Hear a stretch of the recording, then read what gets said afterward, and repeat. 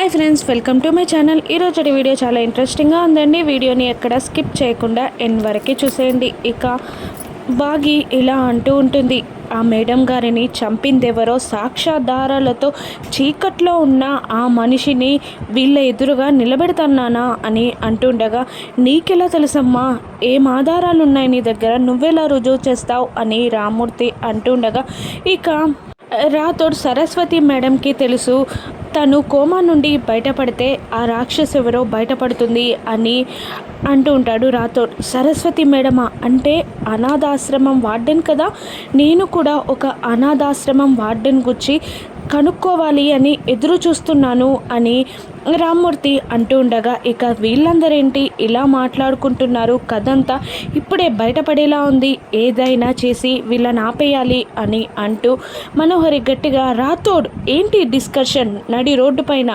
అమర్ అంతలా స్ట్రగుల్ అవుతూ ఉంటే మీరు ఇలా ముచ్చట్లు పెడతారా, నేను వెళ్ళి అమర్కి ఏమైందో చూసొస్తాను అని అంటూ టాపిక్ డైవర్ట్ చేసి అమర్ దగ్గరికి వచ్చి, ఏమైంది అమర్, నువ్వు ఇలా అయిపోవడం ఏంటి అని అడుగుతూ ఉంటుంది మను. అప్పుడు అమర్, ఆరు గుర్తొచ్చింది మను, తనని చంపిందెవరో తెలియట్లేదు, నా పక్కనే ఉంటారని నాకు అర్థమైంది, కానీ వాళ్ళని కనుక్కోలేకపోతున్నాను, వాళ్ళకి శిక్ష వేయలేకపోతున్నాను, ప్రమాదం నా పక్కనే ఉందని నాకు అర్థమవుతుంది, కానీ వాళ్ళెవరో కనుక్కొని వాళ్ళకు శిక్ష వేయలేకపోతున్నా, నా చేతగానితనానికి నాకు బీపీ పెరిగిపోతుంది అని అమర్ అంటూ ఉంటాడు. ఇక మను మనసులో, ఎప్పుడో చచ్చిన దాన్ని ప్రేమ గుర్తించావు, కానీ నా ప్రేమ గుర్తించట్లేవు, దీనికి కాదా నేను దాన్ని చంపింది అని మను మనసులో అనుకుంటూ, ఏంటిది అమర్, నువ్వే మాటి మాటికి ఆరు అని గుర్తు చేసుకుంటూ ఉంటే ఇక పిల్లలు ఆరుని ఎలా మర్చిపోతారు అని అంటూ ఉంటుంది మను. ఇక ఇలా అంటుంటాడు అమర్ పిల్లల దగ్గరికి వెళ్ళి, సారీ మీరు భయపడ్డట్టు అన్నారు కదా అని అడుగుతుంటారు పిల్లల్ని. మాకేం కాలేదు డాడ్ అని చెప్తూ ఉంటారు పిల్లలు. ఇక వెళ్దామా అని అమర్ అంటూ ఉండగా, ఇక అప్పుడే సరస్వతి మేడం కోమా నుండి బయటపడి డాక్టర్ని బ్రతిమిలాడుతూ ఉంటుంది. ప్లీజ్ మేడం, ప్లీజ్ ఒక్కసారి మాట్లాడాలి అని అంటుంటే, డాక్టర్ మీరు స్ట్రెస్ ఫీల్ అవ్వద్దు అని అంటూ ఉంటుంది. అప్పుడు ఆ మేడం, లేదు చచ్చి బతికింది, నిజం చెప్పడానికి ఒక్కసారి కాల్ చేయండి అనగానే ఆ సిస్టర్ అమరేంద్రకి కాల్ చేసి, మీతో మాట్లాడాలని చాలా తపన పడుతుంది, మాట్లాడండి సార్ అని అంటూ ఉంటుంది. ఆ సిస్టర్, ఓకే సిస్టర్ చెప్పండి అని మాట్లాడుతూ ఉంటాడు. మేడం మేడం చెప్పండి అని అమర్ అడుగుతూ ఉండగా, నేను మీతో మాట్లాడాలి అని సరస్వతి మేడం అంటూ ఉంటుంది. ఇక చెప్పండి మేడం, ఆ రోజు కలిసినప్పుడు కూడా ఏదో చెప్పాలి అన్నారు మీరు, ఏంటి చెప్పండి అని అంటుండగా, నమ్మొద్దు మీ పక్కనే తప్పు జరుగుతుంది అని సరస్వతి మేడం అంటుండగా, ఏంటో క్లారిటీగా చెప్పండి అని అమర్ అంటుంటాడు. క్లారిటీగా వినండి, మనిషి కాదు మృగం మా అని అంటుంటుంది సరస్వతి మేడం. మా అని అమర్ అంటూ ఉండగా, రాథోడ్ కళ్ళతో బాగీకి మను వైపు చూపిస్తూ ఉంటాడు. అవును అని బాగి కూడా అంటూ ఉంటుంది. ఇక అప్పుడే డాక్టర్ సరస్వతి మేడంకి అనస్థీషియా ఇచ్చేస్తుంది. ఇక ప్రమాదం ఎదురవుతుంది అని డాక్టర్ ఫోన్ తీసుకొని, మేడం చాలా వీక్గా ఉన్నారు, అందుకే అనస్థీషియా ఇచ్చాను అని చెప్తూ ఉంటుంది. నేను ఇప్పుడు వస్తాను, మాట్లాడతాను అని అంటుండగా, మీరు రావచ్చు సార్, కానీ మాట్లాడకూడదు, ఇబ్బంది పెట్టకూడదు, లేదంటే ప్రాణానికే ప్రమాదం అని చెప్పి కాల్ కట్ చేస్తుంది. ఇక నేను హాస్పిటల్కి వెళ్తాను అని అమర్ అంటుండగా మను టెన్షన్ పడుతూ ఉంటుంది. ఇక ఆగు అమర్, ఇప్పుడు వెళ్ళడం అవసరమా అని అంటుండగా, తను అంత కష్టపడి నాకేదో నిజం చెప్పాలి అని అంటుంటే ఇప్పుడు వెళ్ళడం అవసరమా అంటున్నావా నువ్వు అని అమర్ కోపంగా అంటుంటాడు మనుని.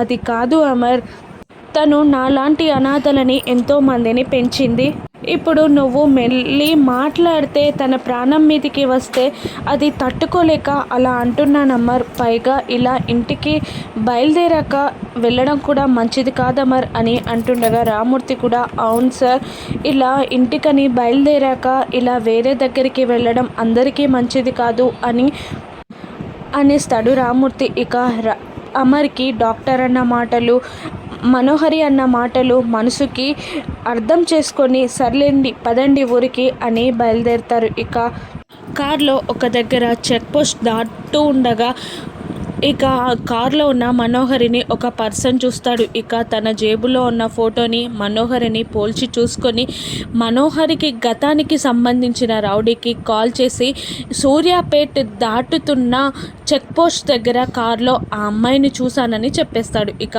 ఆ రౌడీలు సూర్యాపేట్ హైవేకి బయలుదేరుతారు. ఇక మను కార్లో టెన్షన్ పడుతూ ఉంటుంది. ఏంటి నా గతం నా నీడని కూడా టచ్ చేయలేదు అనుకుంటే నా కళ్ళ ముందుకే వచ్చేసింది అని అనుకుంటూ అమర్ని బాగిని విడచేసి నేను అమర్ని ఎలా పెళ్లి చేసుకోవాలి, అమర్కి ఆరు చావు ఎందుకు గుర్తొచ్చింది, సరస్వతి మేడం ఇప్పుడే కోమా నుండి బయటికి రావడం ఏంటి, ఏం జరుగుతుంది అని మను చాలా టెన్షన్ పడుతూ ఉంటుంది. ఇక మరోవైపు ఆరు చాలా బాధగా అటు ఇటు తిరుగుతూ ఉండగా యమభటులు వచ్చి ఇలా అంటూ ఉంటారు గుప్తా గారిని. గుప్తా గారు మిమ్మల్ని యమధర్మరాజు గారు రమ్మంటున్నారు అని అనగానే ఆరు గుప్తా గారు ఇద్దరు లోపలికి వస్తుండగా మిమ్మల్నే రమ్మన్నారు అని యమభటులు అంటారు. ఇక నువ్వు ఇక్కడే ఉండు బాలిక అని అంటూ గుప్తా గారు లోపలికి వెళ్తారు. ఇక ప్రభు రమ్మన్నారంట అని గుప్తా అంటుండగా ఇక కన్నీళ్లతో ఇటు తిరుగుతాడు యమ.